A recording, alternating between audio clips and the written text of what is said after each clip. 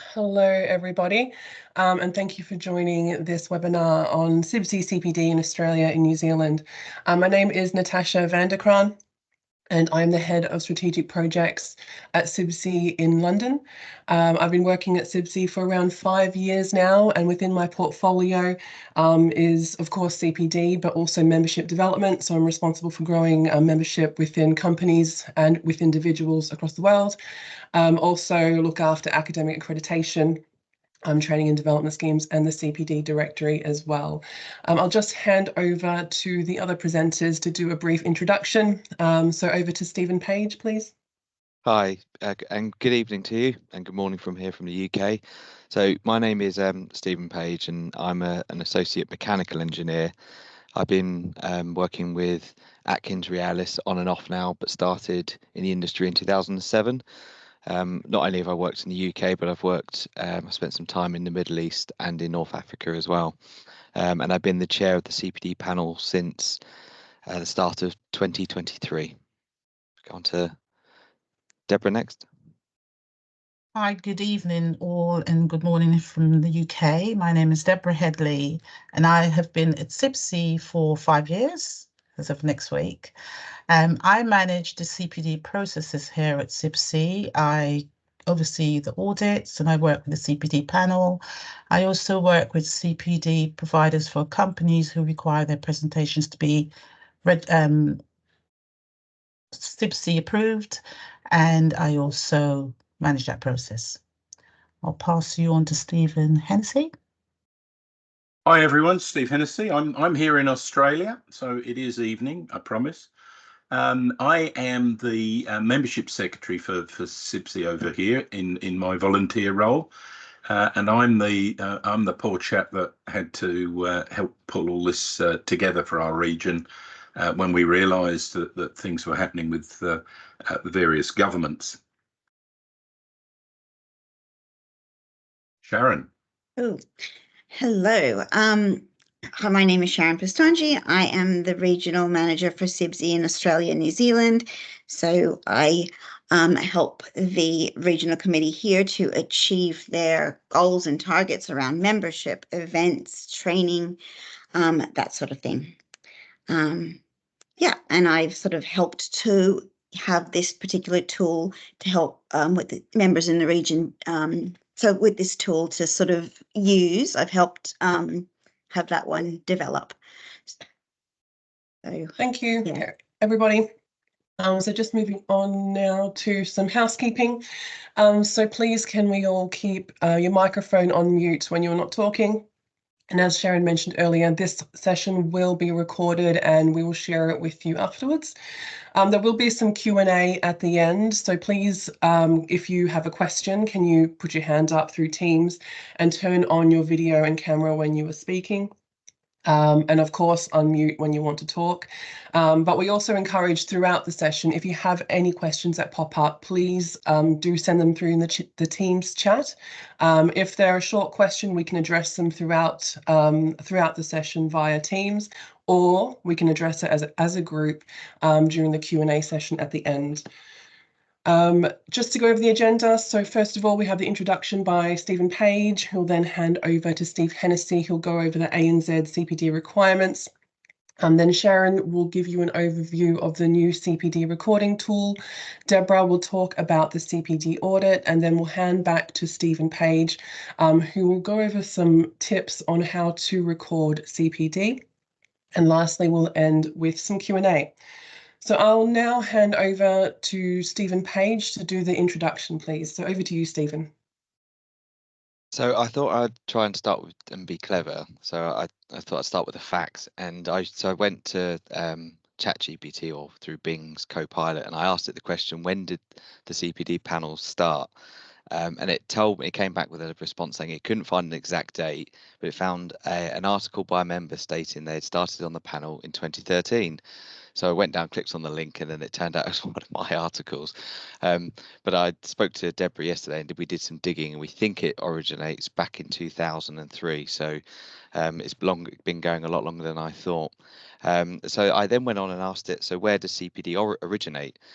So it went on to explain what continuing professional development was, and it said it was set up shortly after the decades following World War II. So I thought that's not very precise, but it gave some nice responses by saying that it was institutional bodies that recognised the need for structured further learning after formal qualification. And then it went on to list that it includes like workshops, conferences, e-learning, and it was to ensure that professionals continue to be proficient and competent. So I thought that was quite a good summary in the end.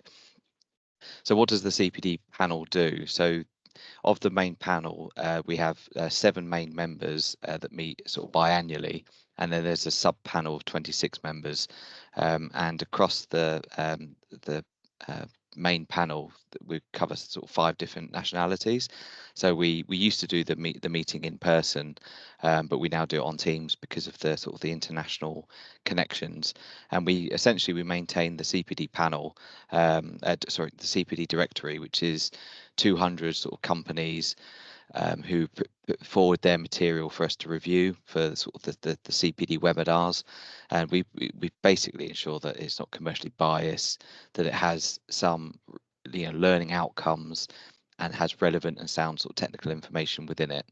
And then of course we do the CPD audits, and I won't go into any more detail on that because obviously we'll go through later the tool, and Deborah will cover what we actually do in terms of the audit as well.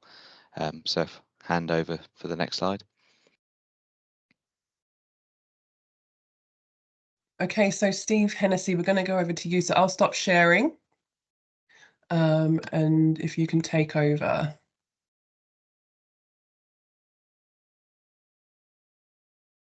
There we go. Lovely. Right, I'm in. You're in. I'm in. Okay. So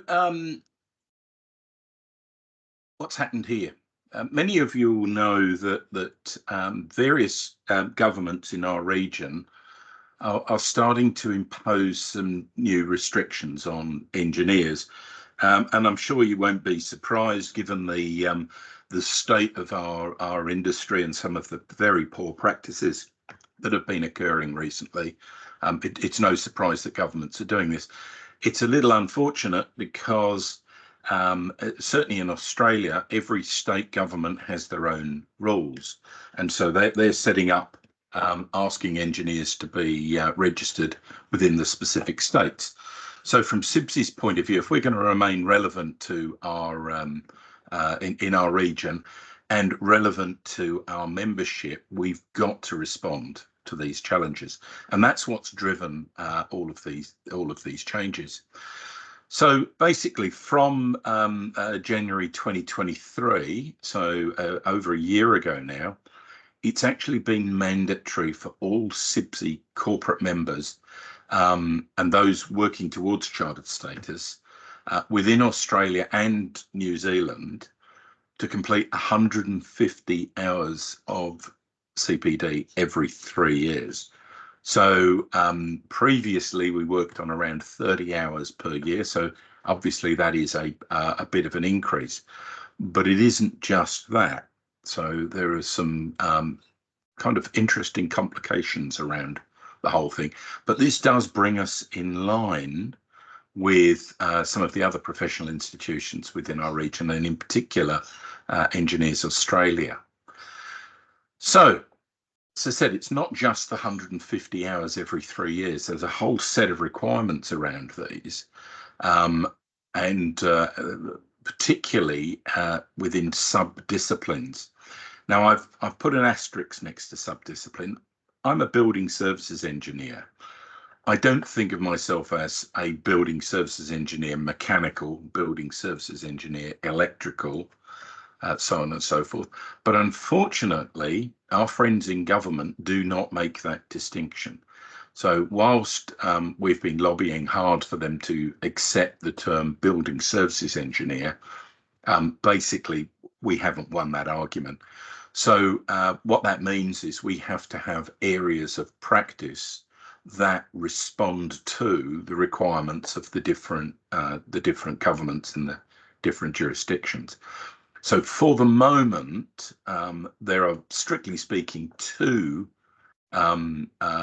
areas of practice, and that's mechanical services and electrical services. And that has an impact because as a building services engineer, you might be working in both of those areas, and that's got implications for your CPD. So let's have a look at this. Say you're working in one area of practice only. So you're working in the mechanical arena or the electrical arena.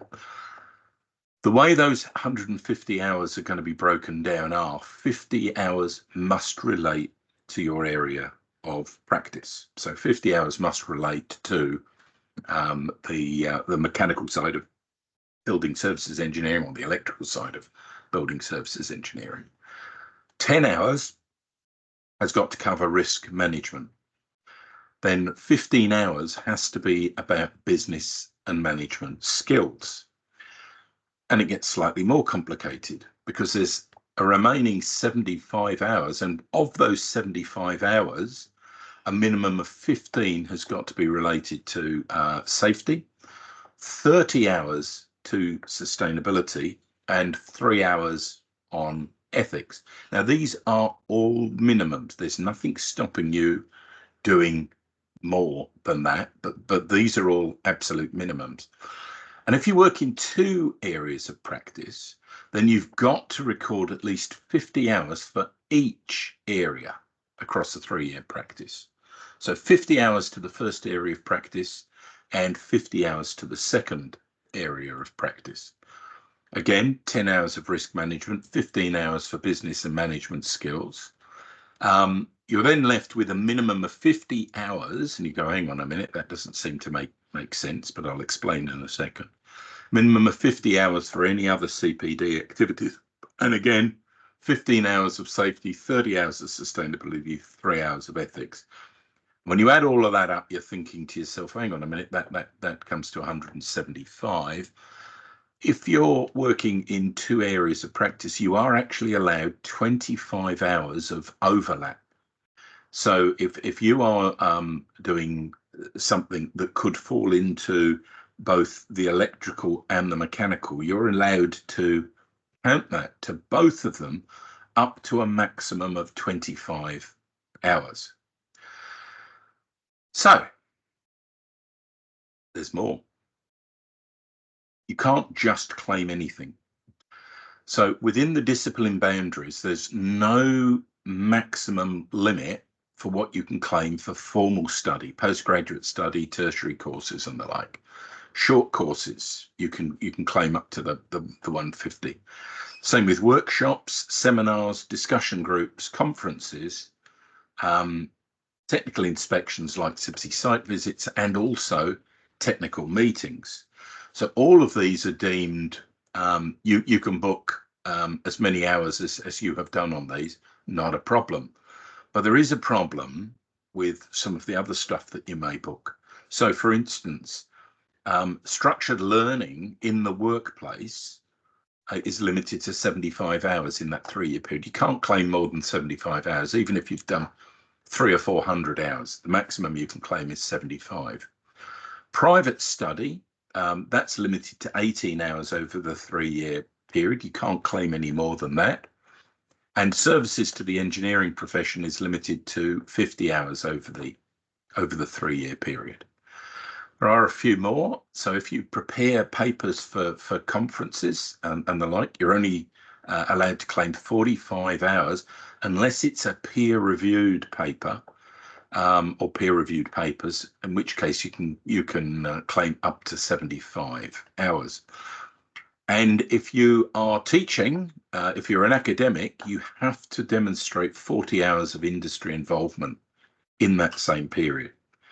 So it's not enough to book loads of hours. They've got to fall into that category. And also, it's not enough to just log your hours. I'm sure you're all aware, but it has actually been a CIBSE requirement for some time, where you've got to formally reflect on what you have learned. So it is incumbent upon you, if you've been involved in an activity longer than 5 hours, you need to fill in the reflection form and have that ready for audit.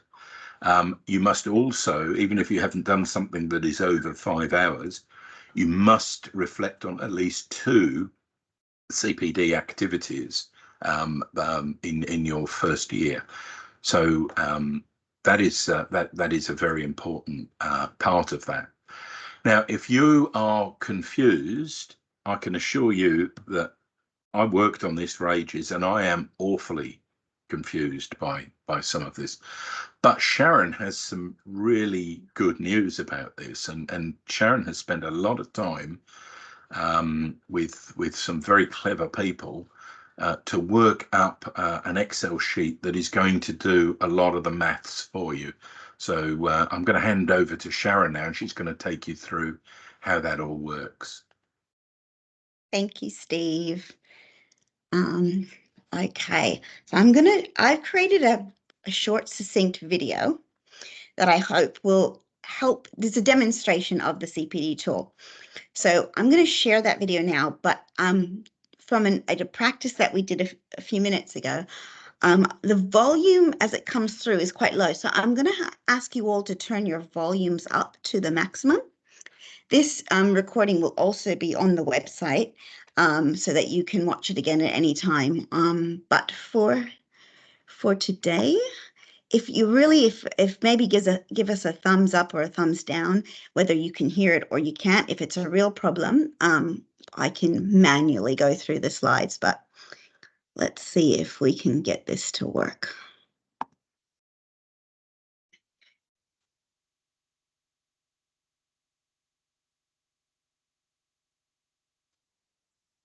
How to record and track your CPD using the CIBSE ANZ CPD management tool. This tool has been developed in an Excel workbook format to assist members in maintaining a record of the CPD they complete.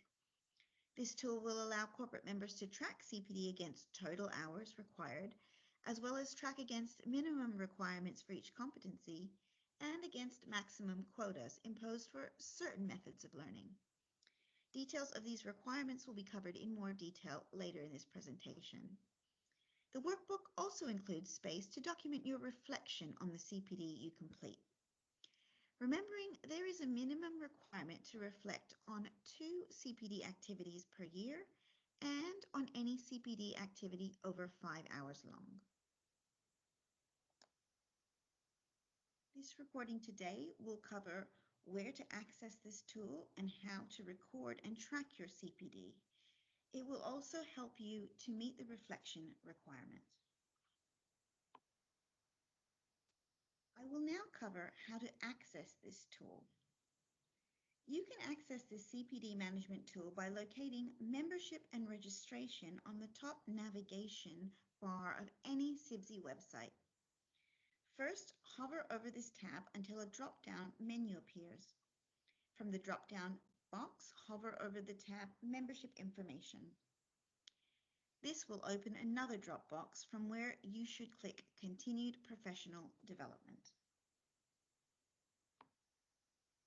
From the Continued Professional Development page, you will see a navigation pane on the left-hand side of your screen. Click the bottom option titled CPD Requirements for Australia and New Zealand. On this page, you will find details of the requirements for corporate members in the ANZ region. From this page, you can also access the ANZ CPD Tracker to download. Download this workbook and save it to your computer with your name and start date in the title. You can use this workbook to record 3 years of CPD. I will now cover how to use this CPD management tool. The workbook includes a title page, a sheet that repeats the rules and guidance for members in the ANZ region, also a CPD tracker sheet to record your CPD activity and your reflections. On first use, open the workbook to the CPD tracker tab, enter your membership number, your name, and the start date. For most engineers, this will be 1/1/2023, when this new criteria commence. However, if you joined CIBSE after this date, simply enter the date you joined as your start date. The end date will automatically update as 3 years later.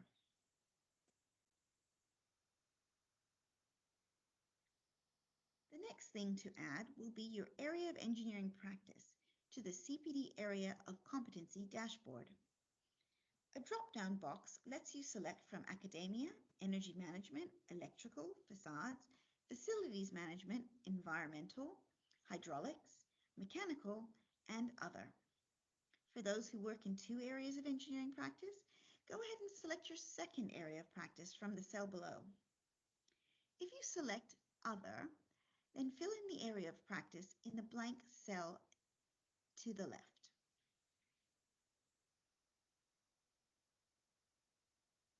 I will now take you through how to enter an individual CPD record. Each record is recorded on a single row. To do this, scroll down the sheet to where you read your individual CPD records. First, enter the date your CPD commenced. Next, enter the duration of your CPD in hours as a decimal to the nearest 15 minutes. I've entered 20 hours here. However, if your CPD was 2 hours and 15 minutes, you would enter this as 2.25. The image of the eye in the duration cell will provide more information about the duration format when you hover over it. Next, enter the provider of the CPD that you are recording. This could be CIBSE, your work, or any other association or company from where you source this particular CPD.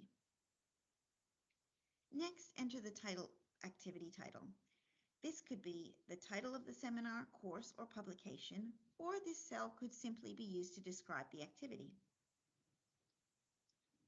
If there is a link to more information about this particular activity, you can include that in the link column. Next, the column titled CPD Structure provides a drop box for semi-structured, structured, or unstructured learning. Select the one that best describes your activity. To assist in this selection, the image of the eye in the CPD Structure cell provides examples of learning methods that fall under each structure type. The next column, CPD Method, describes how the activity was conducted. There are 15 methods to choose from the drop box. The first 5 of these have limitations on what can be claimed over 3 years. The remainder have no limitations. You can see the restricted methods listed in the dashboard above, titled CPD Method Maximum Quotas. Private study is one such restricted method. You can only claim 18 hours of private study in the 3-year period. For demonstration purposes, you can see that for this row, I have entered 20 hours of private study on the 2nd of February 2023. This takes me over the maximum quota for this method. As a result, the private study cell in the CPD Methods dashboard turns red, indicating that I should now use other methods of CPD to fulfill my requirements.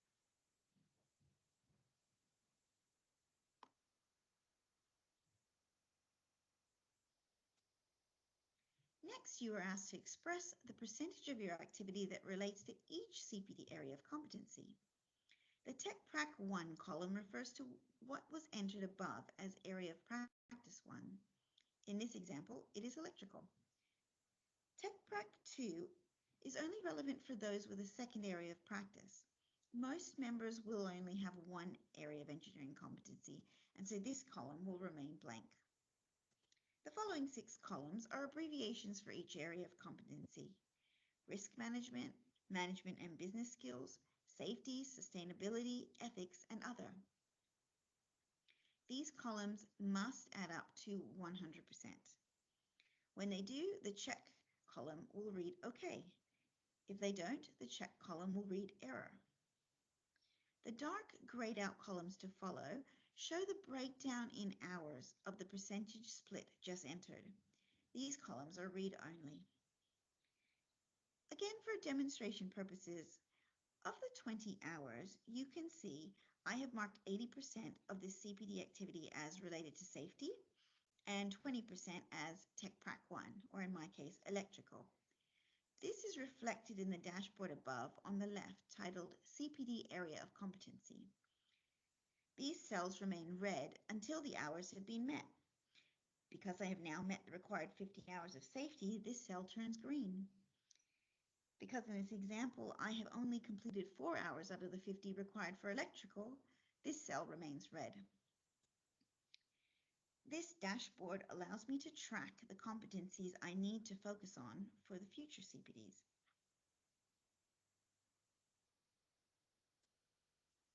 I would also like to bring to your attention total claimable hours. This is displayed above the CPD Area of Competency dashboard on the left. Even though in this example I have completed 20 hours of CPD, my total claimable hours reflects only 18. This is because activity method of private study is restricted to 18 hours. At this point, I do well to engage in alternative methods of CPD so that they will be counted towards the 150-hour requirements.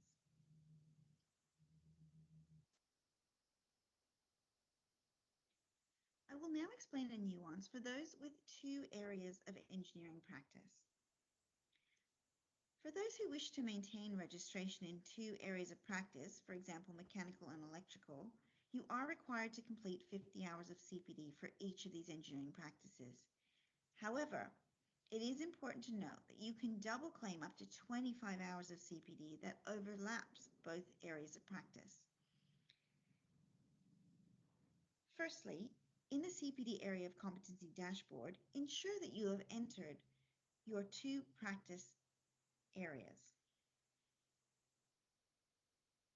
Then, to log an activity as double, simply duplicate a record, replacing percentage entered for Tech Prac 1 with Tech Prac 2.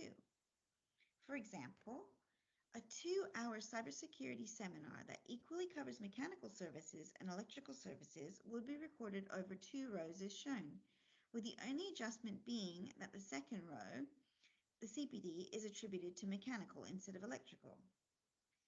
In the dashboard above, you will see hours completed for both electrical and mechanical have each been adjusted to 2 out of 50, and the total claimable hours reads as 4. Remember, you can only double claim up to 25 hours of CPD over 3 years. The remainder of your CPD must be attributed to a single competency. Now that we have covered how to access this management tool from the CIBSE website and how to record and track your CPD, I will demonstrate how to capture a reflection. Remembering that reflections are required for 2 CPD activities per year and any activity over 5 hours. Reflecting on your CPD is easy. It's best to reflect soon after completing an activity whilst the content is still fresh. Firstly, scroll right on the Tracker tab until you see the 3 columns for reflection. To reflect on a CPD activity, we ask you to answer 3 questions. What did I learn from this activity? How will I apply this learning to my work? And how will I further develop this learning to meet any gaps in my knowledge, skills, and behaviors? There is no minimum word count for your reflective comments. However, an assessor will be looking for a thoughtful response and may request additional detail if required. When you've finished updating your CPD record, save your workbook to your computer for next time. This tool is a helpful aid for CIBSE's annual CPD audit. Regular input into this tool will make it easy to submit your CPD should you be called up for an audit, as this tool captures all the information required in one place. Keeping in mind, an assessor may request additional documentation depending on what the member has recorded. I hope you found this demonstration useful. If you have further questions about this CPD management tool, please email cpd@cibse.org. Thank you for your time.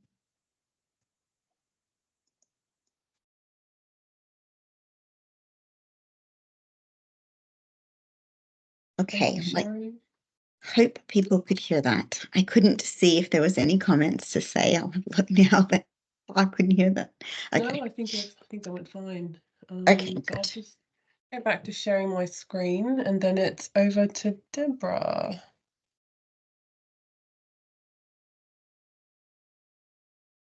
Okay, good morning, everyone.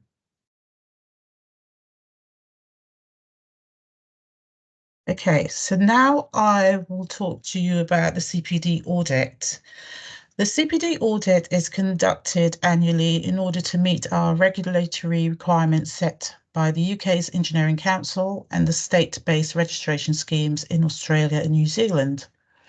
Globally, each year, we sample 5% of corporate members, CPD, and within ANZ, we will either apply the 5% sampling, or if there is an active state-based registration scheme, as there is in QLD or Queensland, we will honour the local requirement.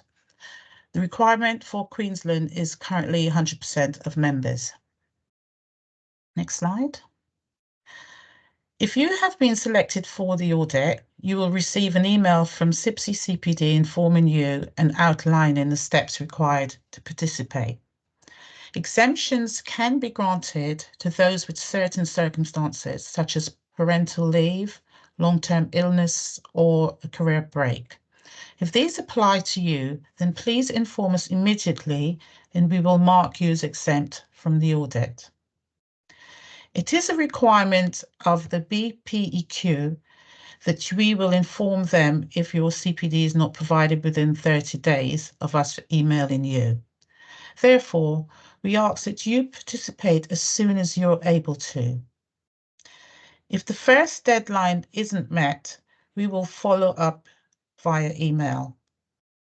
However, please note that persistent non-engagement may result in escalation to our CIBSE Professional Conduct Committee, and your membership may be downgraded to affiliate membership, and you may be removed from the Engineering Council's register.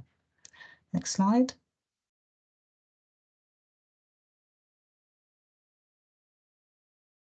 Your CPD is shared with our CPD panel, which is made up Your CPD is shared with our CPD panel, which is made up of trained assessors.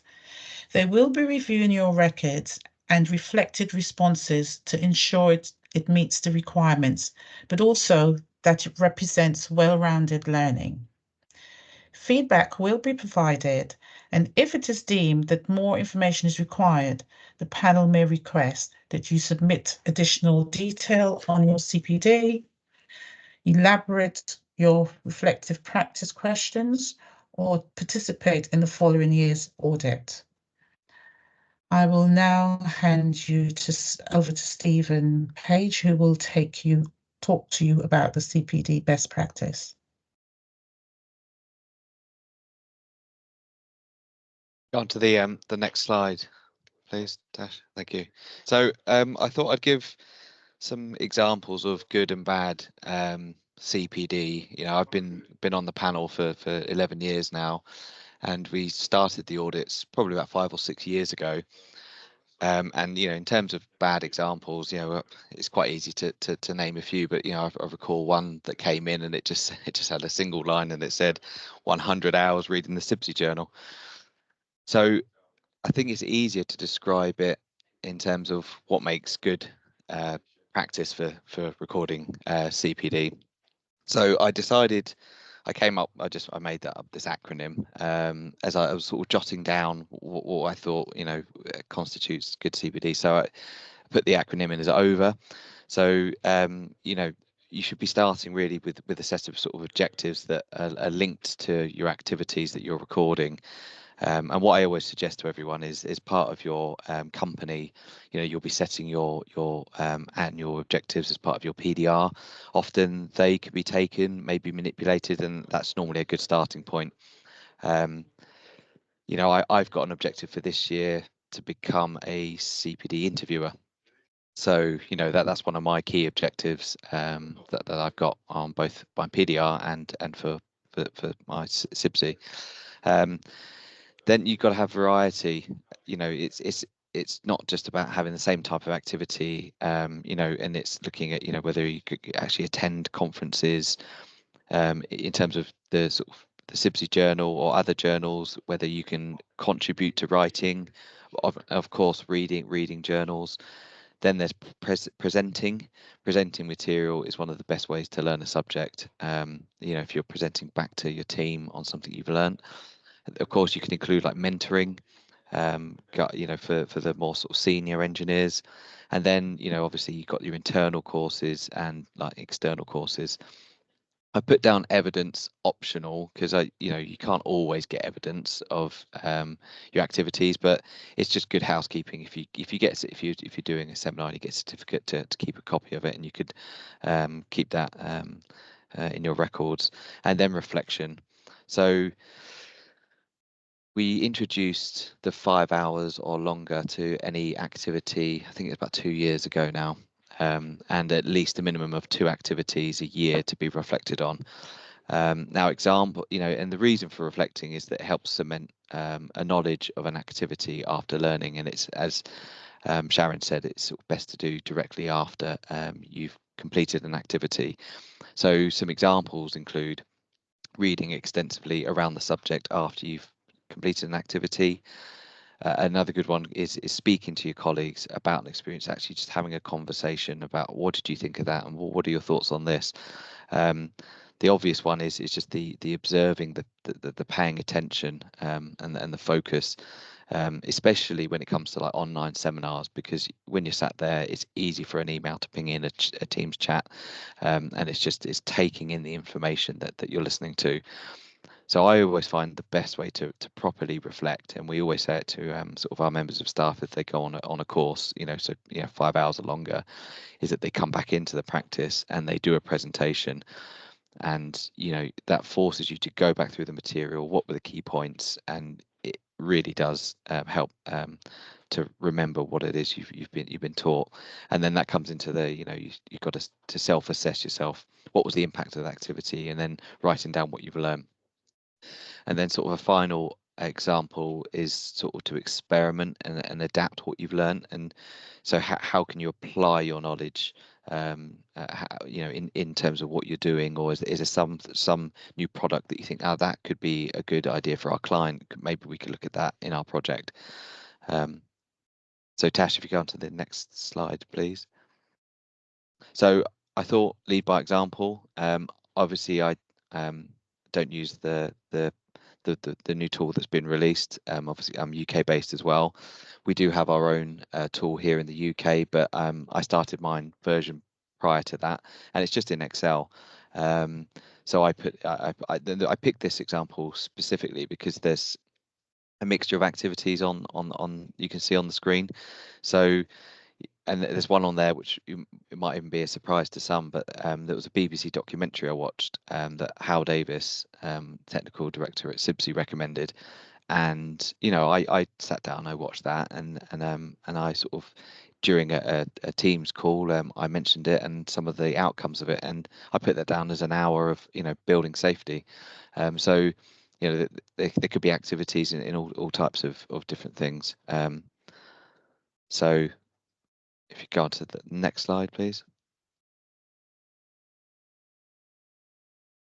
Now open to Q&A. So if anyone wants to ask any questions, or we could go to, there's a couple that are in the chat. Should we start there? Yeah, let's, if I'll just stop sharing my screen. So we'll go over to the Q&A section now. We have a couple of questions here, and I think it'll be great for either Stephen to address this. So the first question is from Ruth Williams. I don't work in either mechanical or electrical areas of practice. And what would be my area of practice? I can answer that if you like. Yes, please.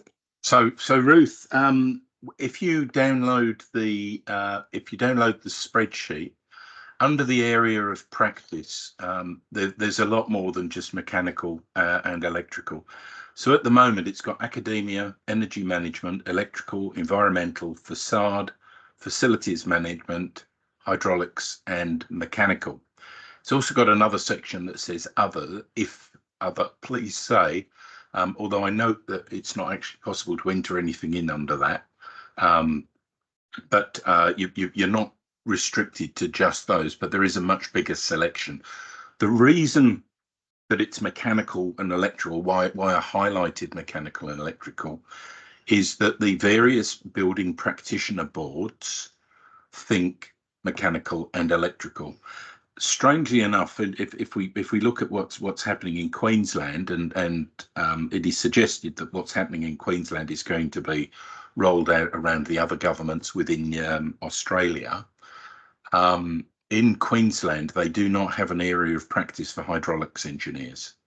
So the hydraulics engineer can practice and does not need to be on the registered under the Building Practitioners Board. But an engineer operating in say the mechanical sphere, such as in air conditioning, they would have to be registered, and someone in the electrical sphere would have to be registered. There's no registry requirement for anyone working in sustainability or the like, or even energy management at the moment. That could change, but at the moment that's where that's at. Does that answer your question, Ruth?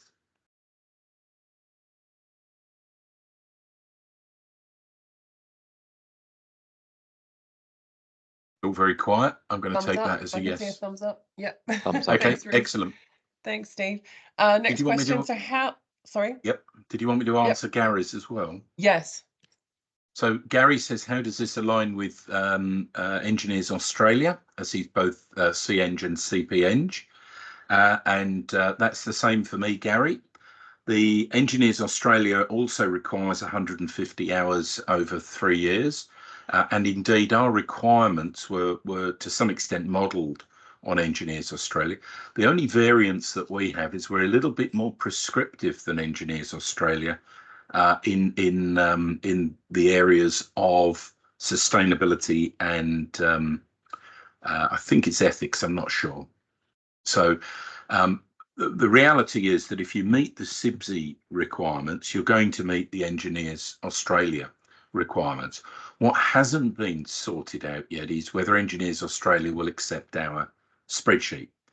And our president is coming over in May, and we're hoping to have a meeting with Engineers Australia, and that will be one of the areas of discussion.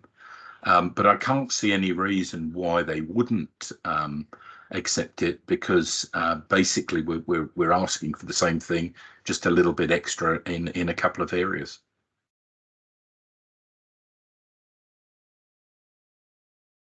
Okay. You're on mute, Sharon. Is it also just worth noting at this point that this tool that we've created is not a compulsory tool for CIBSE. So if you download your Engineers Australia CPD, you can provide those records to CIBSE. However, you would still need to demonstrate that you are meeting the 15 hours of sustainability, 3 hours of ethics, and also separately provide your reflection. Yeah, I mean, absolutely. So if you're already doing it for Engineers Australia and you want to carry on using the Engineers Australia, as long as you can tick those extra boxes, you'll be fine.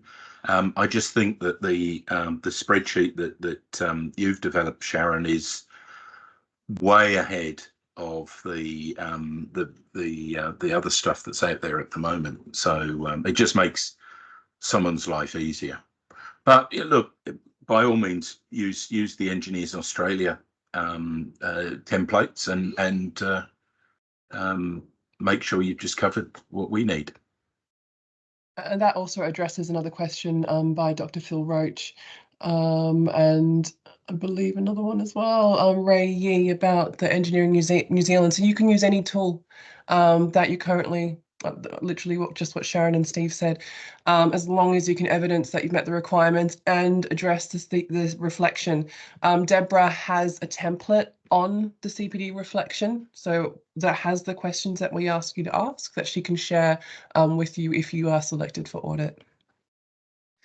Okay, So there's a Q&A section of Teams now, which is I've never seen before, so that must be part of the new update. Mark Fleming has a statement about I work as a hydraulic engineer. Where does discipline sit? Steve, have you addressed that already? Yes, I think so. Yeah. On the spreadsheet, there is a section called Area of Practice Hydraulics, so you can complete it into that hydraulics section. But bear in mind that at the moment, it is not an area where you have to demonstrate competence to a building practitioner board. That could change, and it should change. But at the moment, there is no requirement for a hydraulic engineer to be registered in, say Queensland. But certainly under your areas of practice, you can select hydraulics. Okay, so thank you. There's a few more questions about the template. I think we've addressed that. Mark Fleming has a question. I spend some of my working time undertaking peer reviews of other consultants' designs for local council in New Zealand. Will this qualify for CPD?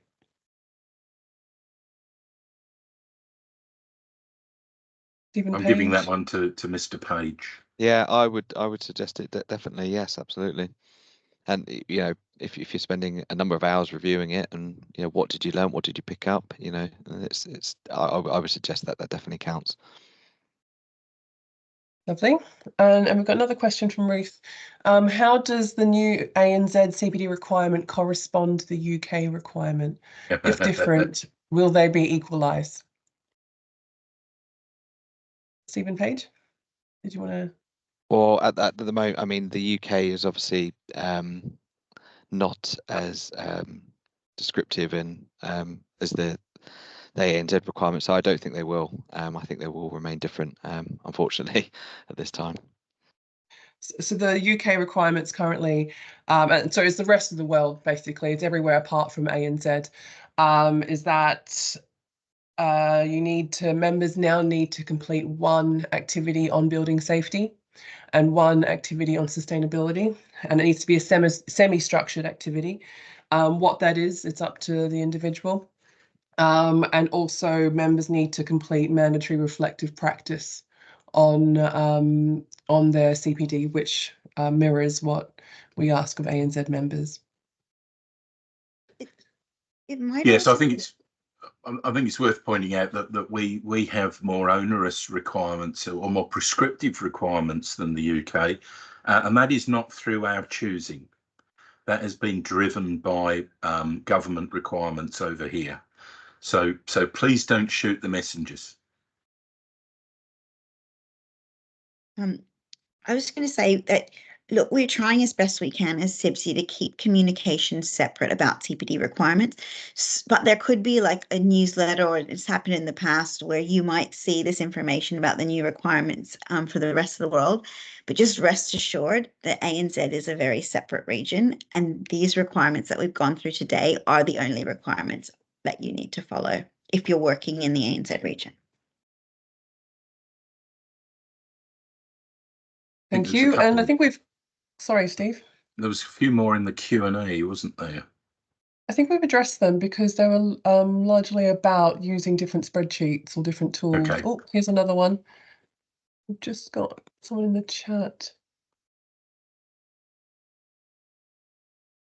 I am a CIBSE Eng with a degree on the Sydney Accord. Will I be able to become registered RPEC and NER? Depends what Stephen, year Sharon, you finished your degree. No, he's Eng. Or she, sorry. 2009, yes. 2009. Where's that chat? Is that in the chat? Yes, it's in the chat. You can certainly go for RPEQ if you're working in mechanical or electrical through CIBSE. So yes, absolutely you can. NER is run by Engineers Australia. That's the National Engineering Register. If you want to get BPEQ, you do not need to be on NER. You can get BPEQ through CIBSE. So yes, there is an opportunity to do that, and I think Sharon, you've got the forms for that. Yeah, why don't I get the link and put it in this chat to where you can apply. Thank you. So I think we've covered all the questions in both the Q&A section and the chat.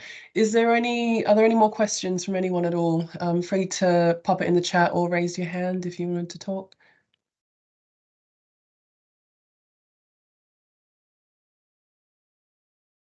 Doesn't look like anyone's typing. So I think we might be done. Okay, well, thank you so much for taking time out of your evening to meet with us and talk about CPD. After this session, Sharon will be sharing a copy of the presentation along with links to the CPD assessment tool and guidance on how to use that, which will be posted online. So thank you all very much. If you have any questions, you can contact Sharon. I'll just share my screen so it's got the email address just here. So that's Sharon's email address there. Thanks, Natasha. Okay, thank you all. Thank you, and Thank you. thanks to those in the UK getting up really early to join us. Much It's time for appreciated. another coffee. Thank you. Yeah, thank you. Cheers. All right. Enjoy your Bye. day. Bye. Have a good evening. Bye. Thank you. Bye. Bye-bye.